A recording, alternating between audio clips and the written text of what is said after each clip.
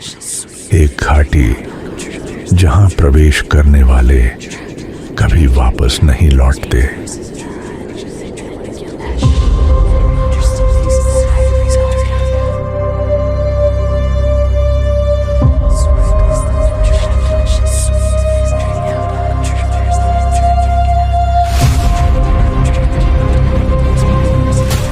तुम्हें पता है मैं कौन हूं? मैं भी कभी मनुष्य था, लेकिन मेरे अहंकार और पापों ने मुझे इस रूप में श्राप दे दिया। हे अल्लाह, अगर उसकी तौबा सच्ची है तो उस पर अपनी रहमत फरमा।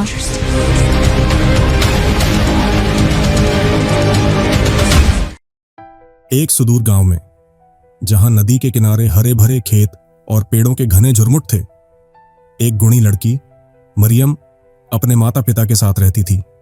मरियम एक धर्मपरायण, पवित्र लड़की थी। उनका दिल हमेशा अल्लाह की याद से भरा रहता था और उन्होंने छोटी सी उम्र में ही कुरान को याद कर लिया था। वह न केवल याद रखने में माहिर थीं, बल्कि कुरान और पैगंबर की हदीसों की व्याख्या के बारे में भी जानकार थीं। गांव के लोग उसकी अच्छाई और धर्मपरायणता के कारण उसका बहुत सम्मान करते थे। मरियम का गांव एक प्राचीन जंगल के पास था, जिसके बारे में कई कहानियां प्रसिद्ध थीं। ऐसा कहा जाता है कि इस जंगल में एक रहस्यमयी घाटी थी, जहां एक नाग रहता था। लोगों का मानना था कि जो भी इस घाटी में गया वह कभी वापस नहीं लौटा। सभी गांव वाले इस जंगल से डरते थे, लेकिन मरियम के माता पिता ने उसे बचपन से ही सिखाया था कि अगर दिल में आस्था और अल्लाह पर भरोसा हो तो कोई भी उसका कुछ नहीं बिगाड़ सकता। एक दिन मरियम जंगल के पास एक पेड़ के नीचे बैठी कुरान पढ़ रही थी। उसकी मनमोहक आवाज जंगल में गूंज उठी। अचानक एक रहस्यमय छाया प्रकट हुई। मैरी ने देखा कि एक बड़ा सांप उसके पास आया और रुक गया। मरियम को कोई डर नहीं लगा और उसने पढ़ना जारी रखा। सांप चुपचाप सुनता रहा और फिर अचानक बोला, कई सालों से मैं इस जंगल में कैद हूं और कोई मेरी बात सुनने को तैयार नहीं था, लेकिन आज तुम्हारे कुरान पढ़ने से मेरा दिल बदल गया है। क्या तुम मेरे लिए दुआ कर सकते हो कि अल्लाह मुझे इस यातना से बचाए? मरियम ने अपने दिल की गहराई से प्रार्थना की। हे अल्लाह, अगर उसकी तौबा सच्ची है तो उस पर अपनी रहमत फरमा। नाग की आंखों में आंसू भर आए। उसने कहा, मैंने अपने जीवन में बहुत सी गलतियां की हैं, लेकिन अब मैं वास्तव में पश्चाताप करना चाहता हूं। अगर तुम्हारी प्रार्थना स्वीकार हो जाती है तो मैं अपना बाकी जीवन अल्लाह की प्रसन्नता में बिताना चाहूंगा। ईश्वर की कृपा से कुछ दिनों बाद एक अजीब घटना घटी।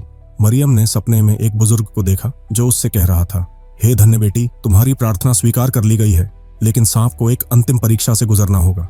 अगर वह अपनी परीक्षा में सफल हो जाता है तो वह फिर से इंसान बन जाएगा।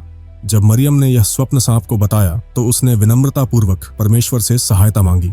परीक्षा के तौर पर सांप को 40 दिनों तक किसी को नुकसान पहुंचाए बिना केवल अल्लाह का जिक्र करना था। इस दौरान मरियम ने उन्हें कुरान की विभिन्न शिक्षाओं और पैगंबर मोहम्मद की जीवनी के बारे में बताया।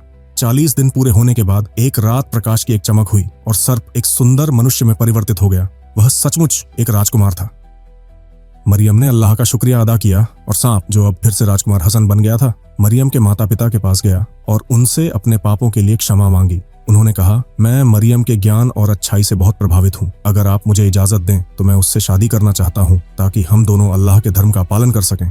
मरियम के माता पिता ने इस्तिखारा किया और अल्लाह के आदेश पर खुशी खुशी रिश्ता स्वीकार कर लिया। मरियम और प्रिंस हसन का विवाह सादगीपूर्ण तरीके से हुआ।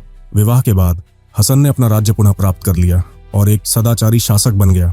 मरियम ने अपना जीवन धार्मिक शिक्षा के प्रसार में बिताया। उन्होंने कई लड़कियों को कुरान पढ़ाया और लोगों को अच्छाई का रास्ता दिखाया। ये कहानी हमें सिखाती है कि अल्लाह की रहमत से कुछ भी असंभव नहीं है। अगर नीयत साफ हो और दिल में सच्ची तौबा हो तो अल्लाह बड़े से बड़े गुनाह भी माफ कर देता है। गर्व और अहंकार हमेशा नुकसान पहुंचाते हैं, जबकि विश्वास और विनम्रता हमेशा सफलता की ओर ले जाते हैं।